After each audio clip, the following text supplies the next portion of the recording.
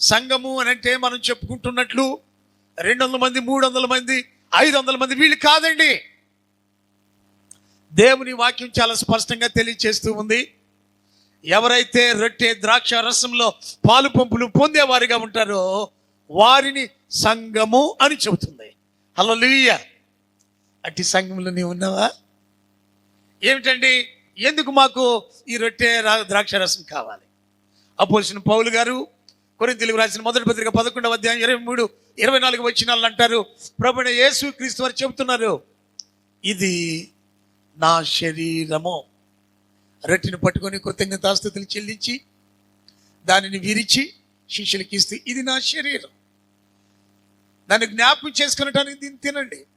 రెండవదిగా యేసయ్య ఆ గిన్నెని ఎత్తి పట్టుకొని దేవునికి కృతజ్ఞతాస్తుతులు చెల్లించి, ఇది మీ నిమిత్తమై చిందించబడుచున్న నిబంధన రక్తము, క్రొత్త నిబంధన, ఇది నా రక్తము అని ప్రభు అంటారు.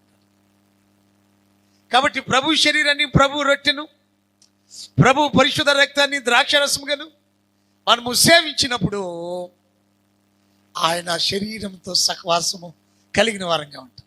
కుటుంబము అని అంటే ఒకరితో ఒకరికి సంబంధము కలిగి ఉండుట. ఈ సంబంధం ఎప్పుడైతే ఉండదో వారు కుటుంబముగా చెప్పబడరు, కుటుంబముగా పరిగణ చేయబడరు. గమనించాలి.